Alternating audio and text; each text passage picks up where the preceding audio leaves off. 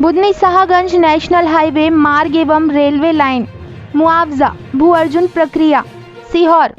बुधनी से national highway bypass 6 line road 146 B के भू अर्जन कार्यवाही में भू अर्जन अधिकारी एसडीएम राधेश्याम बघेल बुधनी द्वारा भू अर्जन में अनियमितताएं करने की खबर सोशल मीडिया एवं अन्य माध्यम से आ रही थी, जिसके स्पष्टीकरण के लिए हमारे संवाददाता द्वारा भू अर्जन अधिकारी एसडीएम राधेश्याम बघेल से इस संबंध में चर्चा की। भू अर्जन अधिकारी का कहना है कि लोग ऑफलाइन और ऑनलाइन प्रक्रिया से भ्रमित हैं। मेरे द्वारा नियम अनुसार कार्यवाही की गई है, जिसको कोई भी देख सकता है। इसमें किसी भी प्रकार की अनियमितताएं नहीं की गई हैं। जो शासन की गाइडलाइन है, मैंने उनका पूर्ण रूप से पालन किया है। स्वराज्य मेल के लिए बुधनी से हमीद बेग की रिपोर्ट।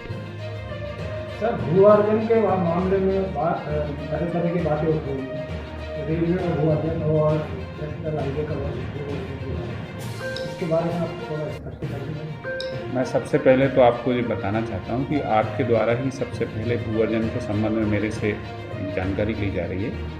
यहाँ 2 प्रकार के भू अर्जन की कार्रवाई चल रही है। रेलवे अधिनियम 1989 के तहत बुधनी इंदौर रेलवे लाइन में बुधनी अनुभाग के अंतर्गत आने वाले 27 ग्रामों की भूमि का अर्जन की कार्रवाई चल रही है, जिसमें 20A की कार्रवाई हुई है और आगे की कार्रवाई अभी प्रक्रिया अनुसार जारी है।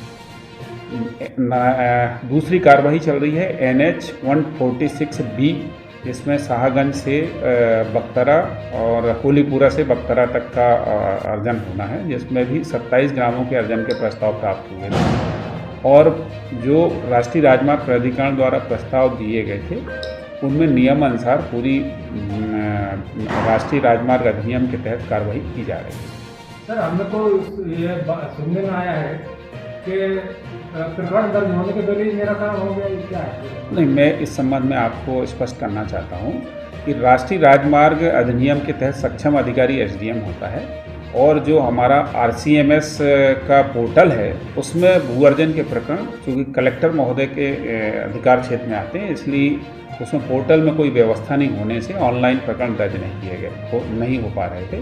परंतु इस संबंध में मेरे द्वारा आरसीएमएस के तकनीकी सलाहकार भोपाल संभाग के द्वारा पत्राचार किया गया और उनके द्वारा बताया गया कि NH होगा और आपके आईडी में दर्ज हो सकता है।